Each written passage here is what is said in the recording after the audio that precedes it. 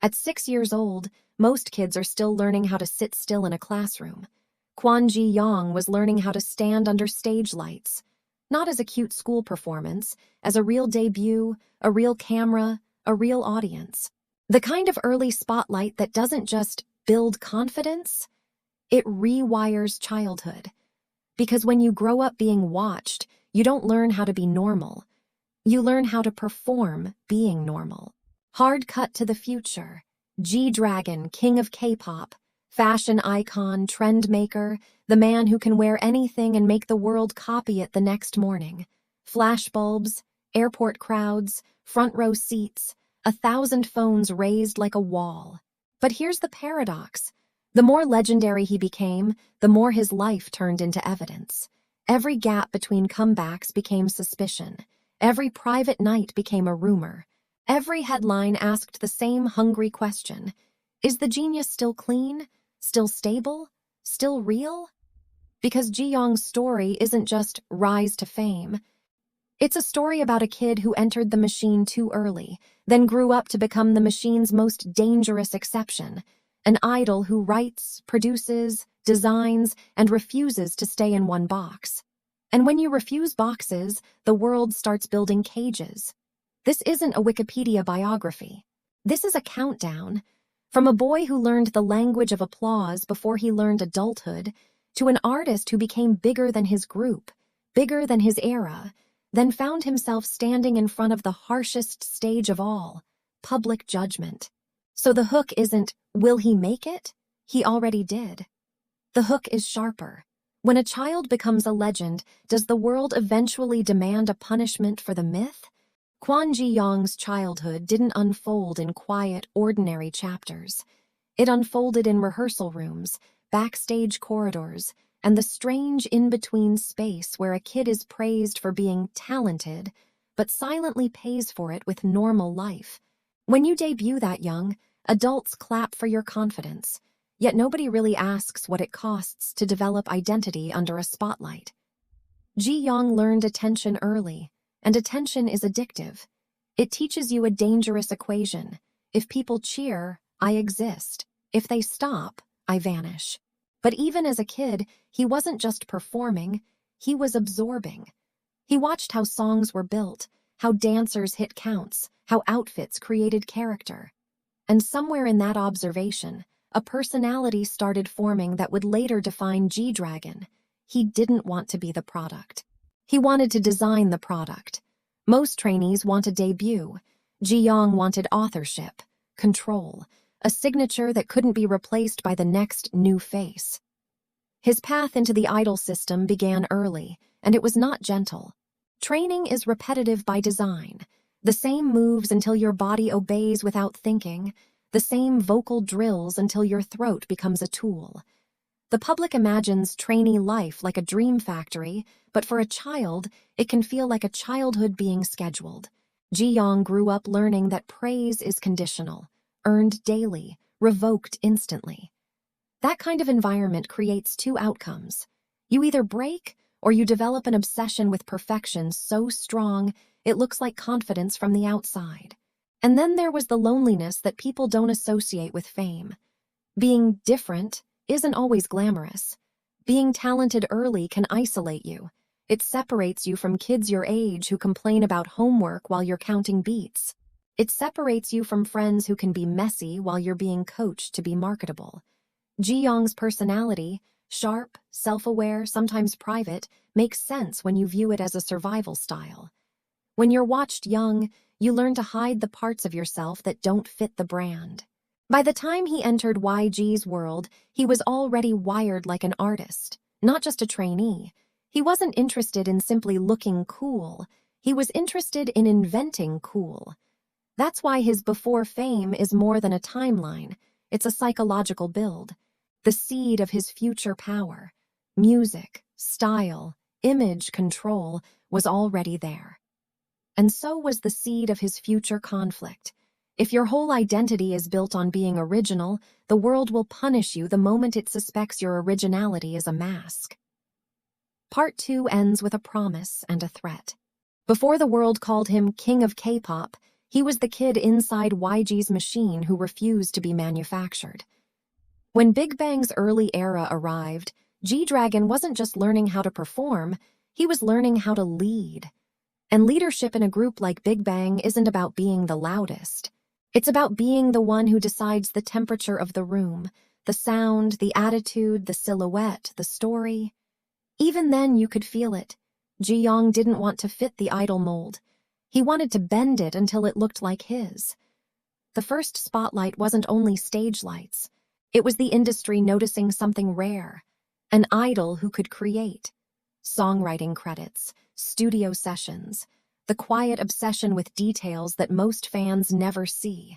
Tempo choices, hooks, tone, phrasing, the difference between a track that's good and a track that becomes a cultural memory. While other rookies chased approval, he chased authorship. That's when the genius narrative began forming. Because when you make hits and you look like you don't care about being liked, people start believing you're dangerous. And the image evolved just as fast as the music. Hair colors, silhouettes, accessories that looked like rebellion disguised as fashion. G-Dragon didn't simply wear clothes, he used them as language. He trained the public to read him like a headline. A new look meant a new era. A new era meant a new sound. The audience didn't just follow his work. They followed his identity changes in real time. That kind of influence is intoxicating, but it also invites a specific type of hate, the kind that says, who does he think he is? Even before the biggest scandals, you can see the pressure building here. The more he was credited as the brain, the more responsibility he carried for everything. If Big Bang succeeded, it was expected. If Big Bang was criticized, his name became the target. And when you're labeled the one who shapes the group, you don't get to hide behind the group. Every mistake becomes personal. Every rumor sticks harder. Every accusation feels like it's trying to erase your authorship. Part 3 ends at the edge of inevitability. Big Bang is rising, G-Dragon is becoming a symbol, and the spotlight has officially changed. It's no longer just cheering. It's measuring. Because when you become the person who defines the culture starts demanding proof that you deserve the power. The moment G-Dragon truly detonated wasn't when Big Bang became huge. Big Bang was already huge. The detonation happened when Ji-yong proved he could stand alone and still shake the culture. His solo era didn't feel like a side project. It felt like a takeover. The music hit like a confession with teeth, catchy enough to dominate charts, sharp enough to split opinions. Some people called it genius, others called it arrogance. But both reactions meant the same thing. Everyone was talking. Heartbreaker didn't just make him famous. It branded him as a creator with a dangerous level of control. Over sound, over style, over mood. He wasn't chasing trends. He was launching them. The hair, the silhouettes, the stage energy. Everything looked intentional, like he was directing a film where he played the main character and the director at once. And when the audience realized that, the mythology grew fast. G-Dragon wasn't just an idol, he was an era. Then came the global reach. World tours, festival-level crowds, and the kind of fan culture that treats every appearance like an event. A single airport look would trigger articles, reposts, copycats by the next morning. His collaborations and fashion presence blurred the line between K-pop and high fashion, between music celebrity and cultural architect. He wasn't only selling songs, he was selling an identity people wanted to wear. But an explosion always has a shadow. The higher he climbed, the more the public demanded he remain iconic at all times. When you become a symbol, you stop being allowed to be inconsistent. Every comeback has to redefine the industry. Every silence has to mean something. Every break becomes a rumor factory. Success turns into expectation, and expectation turns into pressure so intense it starts to distort reality. Part 4 ends at the peak. G-Dragon as a global icon. Solo power, cultural power, fashion power, standing inside a spotlight so bright it begins to feel like heat. Because the next chapter isn't about whether he can create. It's about whether he can survive what the world does to creators who become too big to control. The public loves a genius, until the genius becomes too powerful to ignore. And G-Dragon didn't just become famous, he became symbolic, the face of an era, the blueprint others copied. Which is exactly why the drama around him always hit differently. Not like gossip, but like a cultural argument. When you're the person who defines the vibe, every accusation feels like an attempt to rewrite history. Wave 1, 2011, the first real scar. A drug investigation tied to marijuana didn't just threaten a comeback, it threatened the myth, because idols aren't judged like normal people. They're judged like moral products. The headlines weren't just asking, did he do it? They were asking, is he still worthy?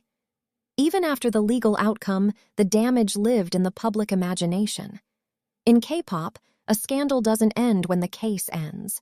It ends when the internet gets bored. And the internet rarely gets bored of a legend. From that point on, every future rumor had a shortcut. Remember 2011? One event becomes a permanent lens. Wave 2, military service, when even duty becomes drama. For most men, enlistment is a pause. For G-Dragon, it became a microscope. His every move in uniform was treated like content, where he was stationed, what he wore, what he received, how fans reacted. Reports about overwhelming fan letters and attention didn't sound like celebration, they sounded like disruption. The message was clear. Even when he tried to step away from celebrity, celebrity followed him into the most regulated space in Korea. Military service didn't clean the narrative. It intensified it, because it proved he couldn't disappear. And when a star can't disappear, the public starts hunting for what they think is hidden. Wave 3, 2023, the trial era, and the fight for innocence. Years after 2011, another drug-related investigation pulled his name back into the loudest kind of spotlight. This time, it wasn't just fans and haters. It was the entire news cycle moving in one direction. Suspicion first, confirmation later. He publicly denied wrongdoing, and the case became a live performance of pressure. Police questioning, headlines updating by the hour, social media turning uncertainty into certainty. And when reports later said he was cleared, it revealed the ugliest truth of modern fame. Being cleared doesn't erase the clip that went viral. It doesn't delete the first impression. The algorithm never updates its apology. Across these 3 waves, the same pattern repeats. G-Dragon isn't only judged for actions, he's judged for what he represents. Rebellion, influence, a kind of freedom that makes people uncomfortable. That's why his scandals always feel like more than scandals. They feel like society trying to decide whether a boundary breaker should be allowed to exist without punishment. And that's the real cost of being an icon. You don't get one life. You get the life you lived, and the life the public invented. G-Dragon survived because he understood something most people learn too late. Talent builds fame, but control over your narrative is what keeps you alive inside it.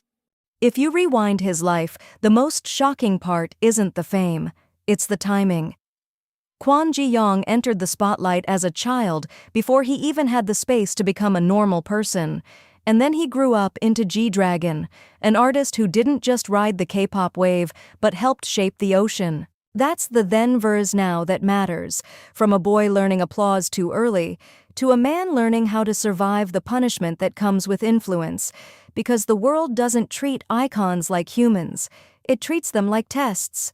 G-Dragon was celebrated for being different, then judged for not behaving like everyone else.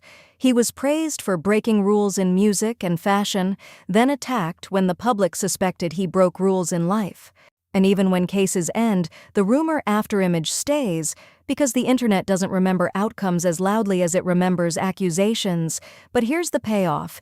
He survived the one thing that destroys most trendsetters, being copied. G-Dragon's power was never just the hair, the outfits, or the headlines. It was authorship, the ability to create a new language, then move on before the world could trap him inside it.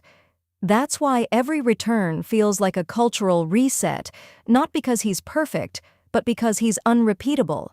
So the final question isn't whether he's clean enough for the public, it's whether the public is mature enough to let an artist be complex without demanding a sacrifice. Legends don't last because they never fall. They last because they fall, get judged, and still come back, holding on to the one thing nobody can manufacture: identity.